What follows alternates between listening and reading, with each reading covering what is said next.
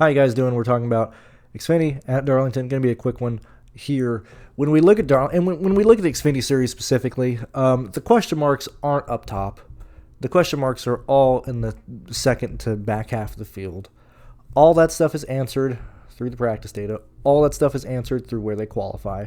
That's why we don't, at least for me, I'm not spending a lot of time on like preview videos during the week for this or trucks, because a lot of the stuff is just answered like during the live shows and stuff.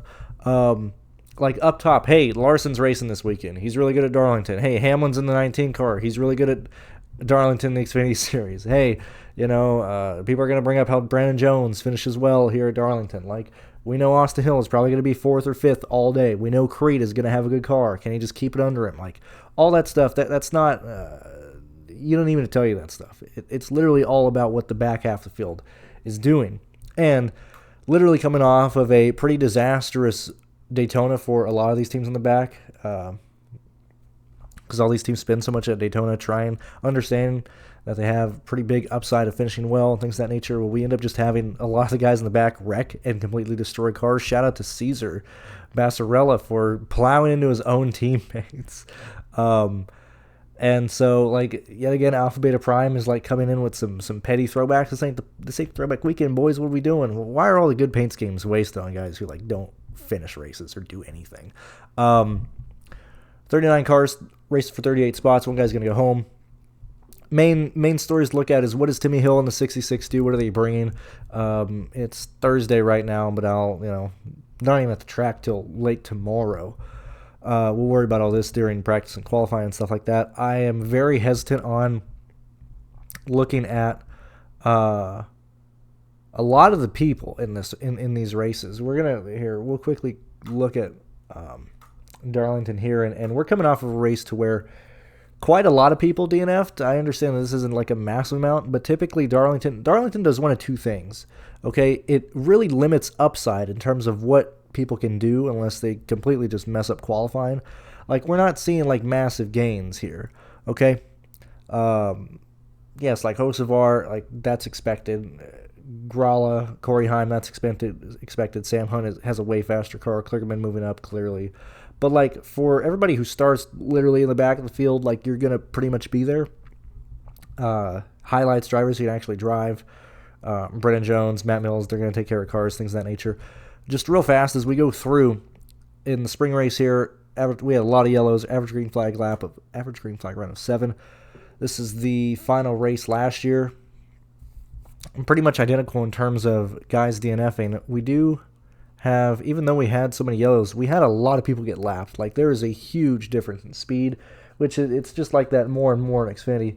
And it's going to, side note, it's going to be like that in trucks. With GMS fabrication closing down following this year, literally, if you're not KBM or you're not with Toyota, you are pretty fucked, because GMS fabrication pretty much touches every single Chevy truck in the truck series. Okay, I don't think people really realize that. It's not that we're losing GMS. Like, I could care less about that.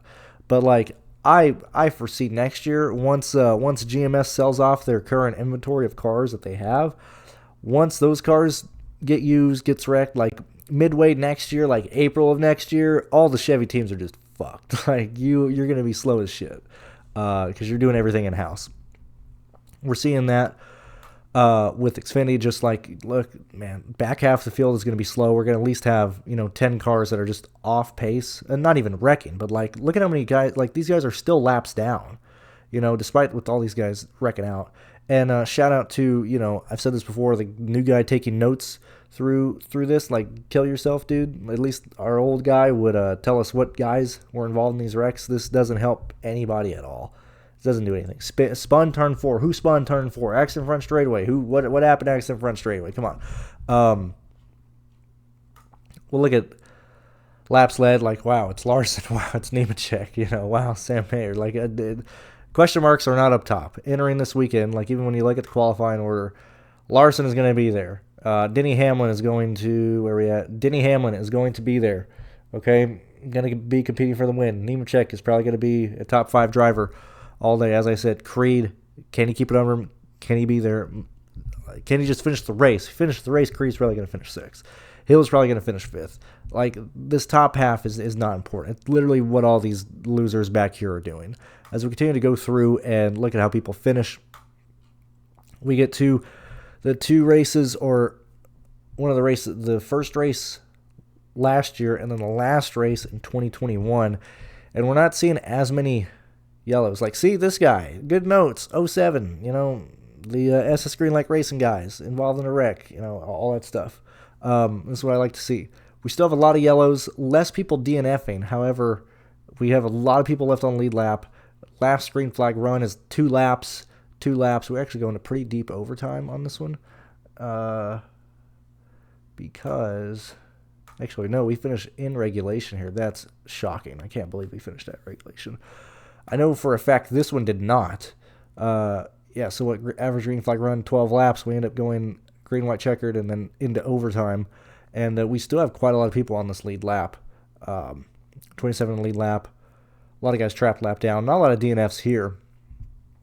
But anyway, the reason I'm kind of blowing through this, not focusing on like your lap leaders and stuff like that. Like I would look at, it had to be,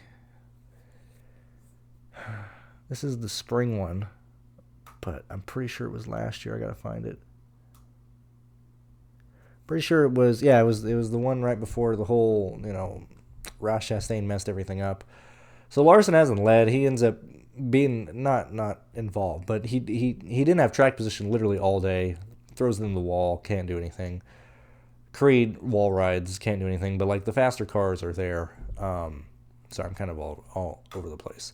Like, dude, Larson's gonna be there. I don't know what else. Like, I'm not gonna waste time being like, play Larson. Everybody knows that. In terms of when we're looking at finishing positions of these drivers, it's pretty much random. For a lot of these guys, it's really dependent on what the race does, on where these guys are in terms of speed. Like, if you're looking at Josh Williams specifically, yeah, sure, Josh Williams finishes 17th earlier this year. We see that Williams finishes 26th. I know he finishes last one of these races here. Yeah, doesn't even finish this race, is down 34th. And I'm just using him as an example of very much dependent on the weekend by weekend. Like, there's no real reason to go through. He's not even in this race. There's no real reason to look at like driver results specifically here at Darlington. Just look at what they've been doing. If it's the top half of the field, if it's the back half of the field, it's very dependent on what their pricing is. It's very dependent on where they're starting and what their practice speed is. I'm not trying to mail it in. I'm just saying, like, look, Pool's at 51. Timmy Hill's at 5,000. There's a real chance that both these guys are going to start towards the back half of the field. They're pretty safe plays.